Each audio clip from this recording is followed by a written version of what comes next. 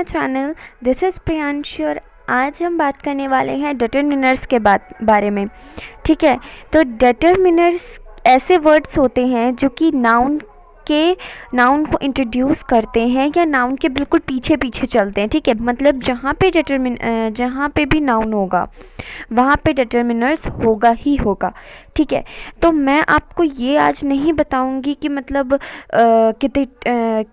कौन कौन से डिटरमिनर्स होते हैं या कहाँ कहाँ पे यूज़ होते हैं, ये सारी चीज़ें नहीं, आज मैं नहीं बताने वाली हूँ। मैं आपको डायरेक्ट आज क्वेश्चन पे लेके जाऊंगी कि मतलब किस तरीके से आप उस क्वेश्चंस को with the help of determiners आप खुद से कर लोगे। ठीक है, तो चलो स्टार्ट करते हैं। तो अभी हमने देख लिया कि डिटरमिनर्स क्या होते हैं। अब उसके थोड़ा टाइप्स देख लेते हैं। ठीक है, मतलब जैसे आपको एक मैं सेंटेंस देती हूँ, आपको स्क्रीन पे दिख रहा होगा। क्या है sentence? A cat is a great pet.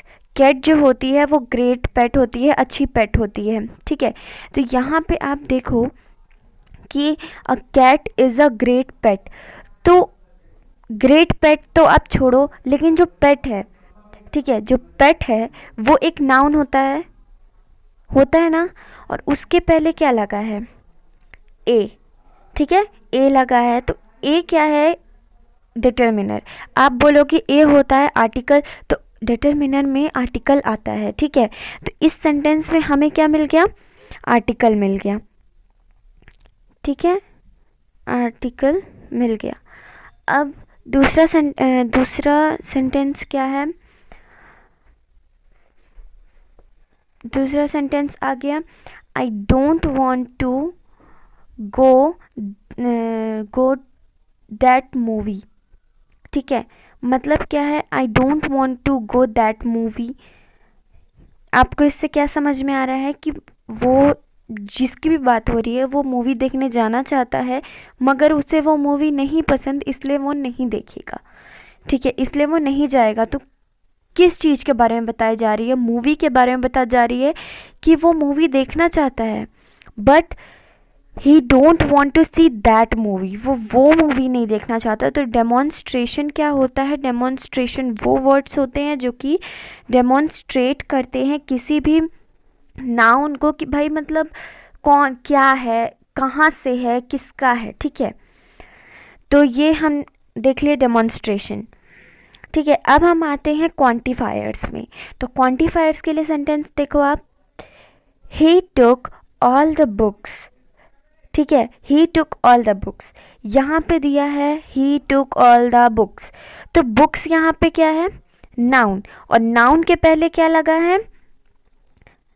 The तो आप यहाँ पे आर्टिकल हो गया इस सेंटेंस में, और उससे पहले क्या लगा है? ऑल। ऑल यहाँ पे क्या हुआ? क्वांटिफायर्स। क्वांटिफायर्स ऐसे डिटरमिनर्स होते हैं जो कि क्वांटिटी को बताते हैं। ठीक है, क्वांटिटी को बताते हैं क्वांटिफायर्स। बिल्कुल सिमिलर आपको या साउंड से ही लग रहा होगा। ठीक है, पोसेसिव्स। ठीक है, पोसेसिव। अब सेंटेंस देखते हैं, वेयर इज़ योर कार। ठीक है, यहाँ पे सेंटेंस क्या लिखा हुआ है? Where is your car. तो यहाँ पे पूछा जा रहा है कि तुम्हारी कार कहाँ पर है। यहाँ पे सिर्फ ये नहीं पूछा जा रहा है कि कार कहाँ पर है, यहाँ पे पूछा जा रहा है कि तुम्हारी कार कहाँ पे है। तो पोसेसिव्स वो होते हैं मतलब जिसका अधिकार हो या बताया जा रहा हो कि वो चीज़ किसकी है। ठीक है, यहाँ हमने देख लिया आर्टिकल क्या होता है, डेमोन्स्ट्रेशंस क्या होता है, क्वांटिफायर्स क्या होता है, पोसेसिव्स क्या होता है। मैंने समझा दिया है। अगर आपको कोई भी डाउट हो आप ज़रूर मुझे कमेंट सेक्शन में पूछिएगा। ठीक है, अब हम डायरेक्ट आते हैं क्वेश्चंस में। अब सबसे पहला क्वेश्चन आपके स्क्रीन पे देखिए, क्या है? Could you bring me dash books? Could you bring me dash books I left in the garden? तो यहाँ पे क्या बोला जा रहा है? क्या तुम मुझे वो बुक्स लाके दे सकते हो जो कि मैं गार्डन में भूल गया हूँ? ठीक है, तो यहाँ पे आप देखो, could you bring me dash books I left in the garden। तो यहाँ पे आपको ऑप्शंस मिले हैं that, आपको यहाँ पे ऑप्शन क्या मिले हैं? दैट, दोस, वैसे ये इस टाइप से क्वेश्चंस नहीं आएंगे, मगर आपकी सिर्फ प्रैक्टिस के लिए मैं आपको ये बता रही हूँ, क्योंकि जो एग्ज़ाम में क्वेश्चंस आते हैं वो ओमिशन के थ्रू आएंगे या एडिटिंग के थ्रू आते हैं, तो ये सिर्फ प्रैक्टिस के लिए मैं आपको समझाने के लिए इसे बता रही हूँ, ठीक है। तो ये हो गया, आपको ये ऑप्शंस मिले हैं, दैट, दोज, दिस और दीज, ठीक है। तो अब सेंटेंस आप अच्छे से देखो। Could you bring me dash books I left in the garden. तो आप याद करो कि जब आप छोटे थे तो आपको क्या पढ़ाया गया था। दैट, सबसे पहले आप दिस देखो, दिस, ठीक है। दिस क्या होता है, दिस कहाँ पे यूज़ किया जाता है, जहाँ पे कोई भी चीज़ हमारे सामने हो, ठीक है। मतलब सपोज़ मेरे पास एक पेन है जिसको मैं अपने फ्रेंड को बोल रही हूँ कि दिस इज़ योर पेन, ठीक है, क्या ये पेन तुम्हारा है। तो मतलब वो पेन बिल्कुल हम लोग को सामने दिख रहा है, सो दिस वहाँ पे यूज़ होगा।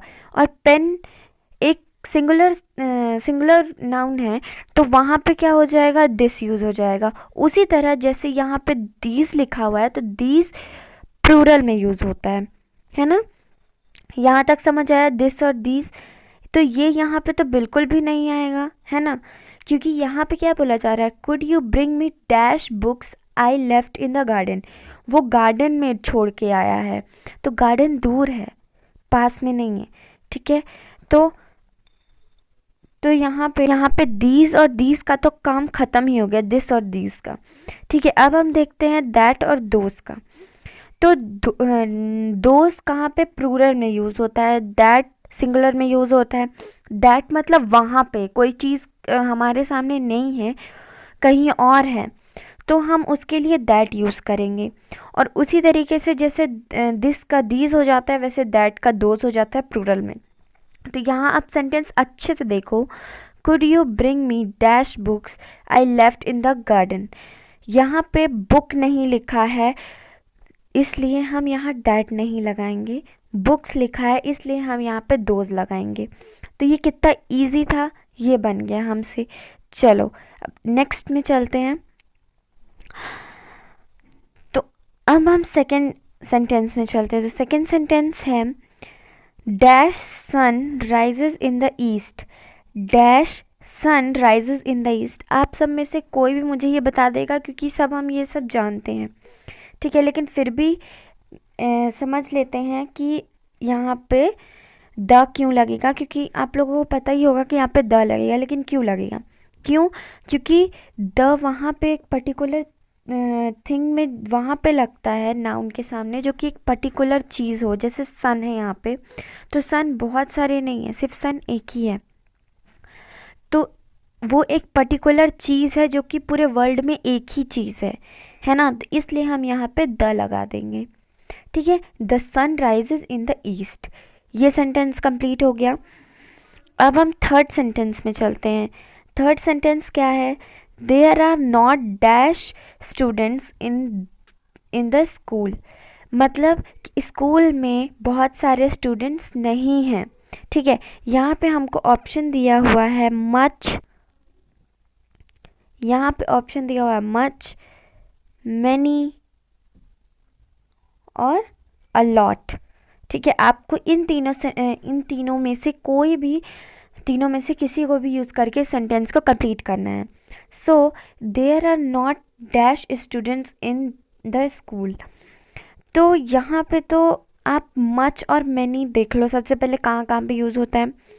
तो मच होता है अनकाउंटेबल नाउन के सामने, ठीक है। जैसे कि there are not much milk in the bottle.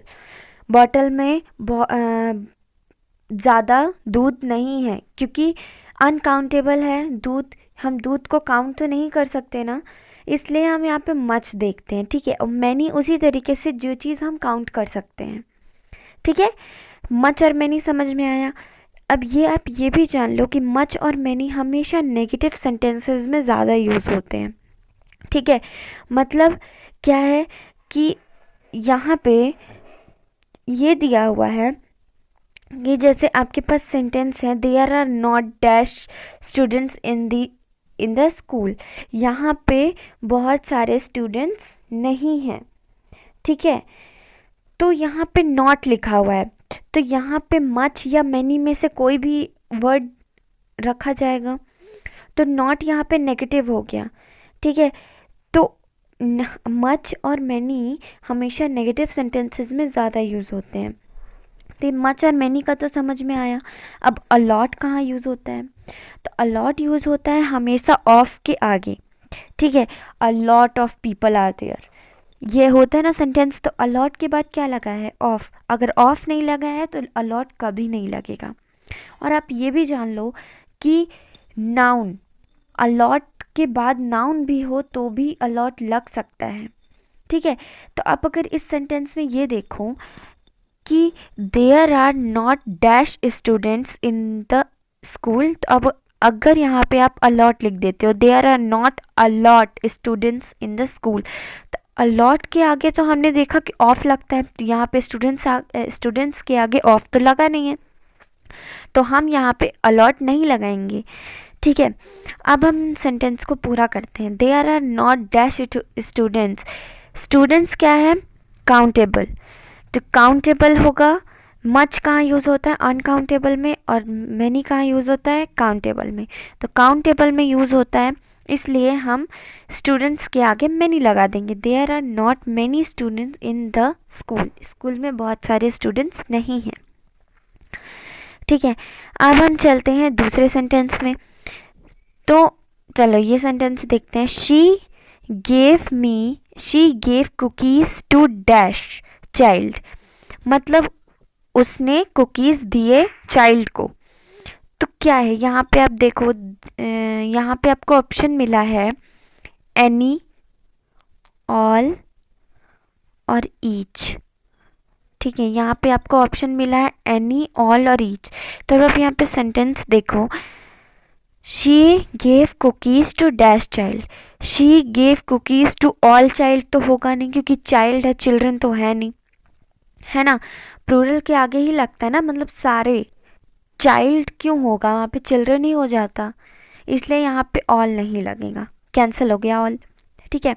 She gave cookies to dash child, तो एनी आप देखो, एनी हमेशा इंट्रोगेटिव सेंटेंसेस में यूज़ होता है या तो नेगेटिव सेंटेंसेस में। सपोज आपके पास एक मैं आपको सेंटेंस देती हूँ, do we need any wheat, क्या हमें वीट चाहिए, क्या हमें गेहूँ चाहिए।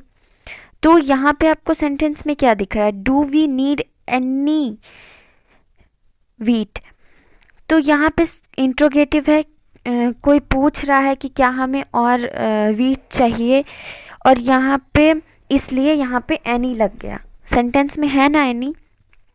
तो ये हमने देख लिया।